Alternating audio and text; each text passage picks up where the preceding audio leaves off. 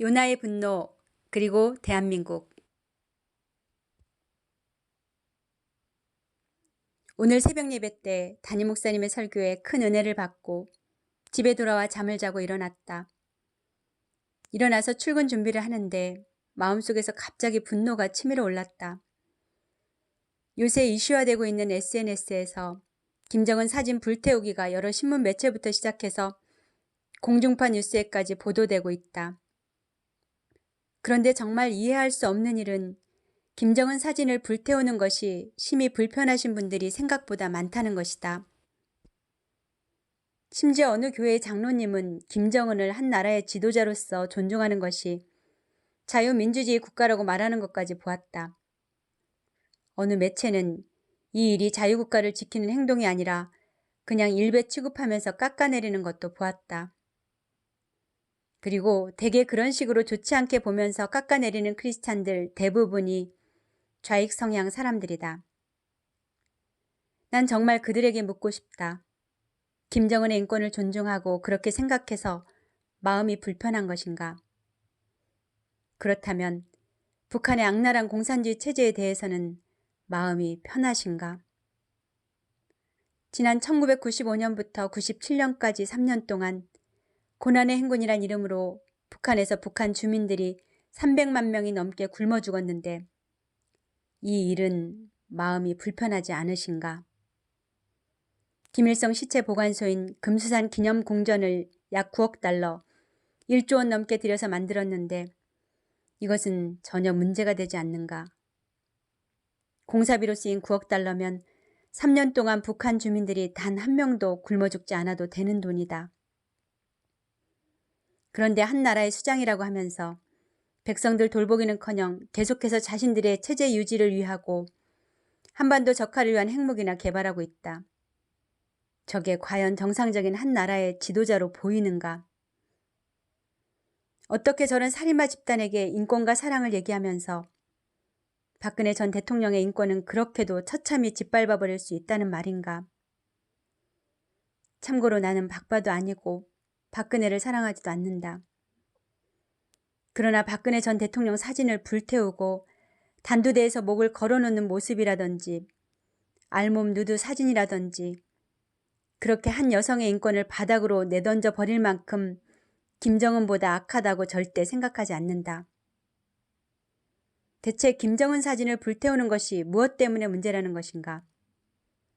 조국 대한민국의 국기를 태운 것도 아니고 대한민국 대통령의 사진을 불태운 것도 아닌데 명예훼손이라느니 고소가 들어오면 수사를 한다느니 어떻게든 이 나라를 삼키려는 적국의 수장을 되려 보호하려 안간힘을 쓰는 현실 앞에 어찌하여 나라가 이 지경에까지 이르렀나 싶어서 비통한 마음이 든다.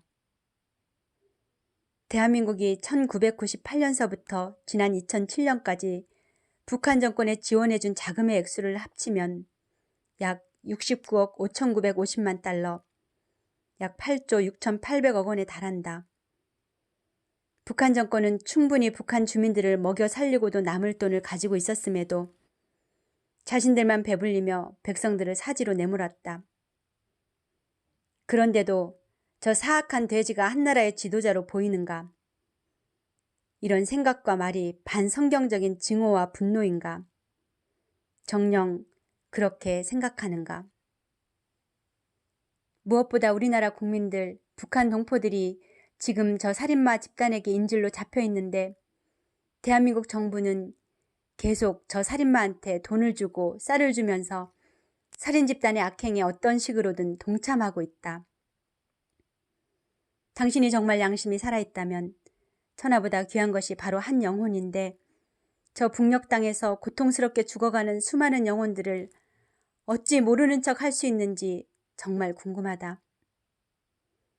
하나님을 향한 요나의 분노의 고백은 바로 이렇다. 요나가 매우 싫어하고 성내며 여호와께 기도하여 이르되 여호와여 내가 고국에 있을 때 이러하겠다고 말씀하지 아니하였나이까. 그러므로 내가 빨리 다시스로 도망하였사오니 주께서는 은혜로우시며 자비로우시며 노하기를 더디하시며 인애가 크시사 뜻을 돌이켜 재앙을 내리지 아니하시는 하나님이신 줄을 내가 알았음이니이다. 여호와여 원하건대 이제 내 생명을 거두어 가소서. 사는 것보다 죽는 것이 내게 나음이니이다 하니. 요나서 4장 1절에서 3절.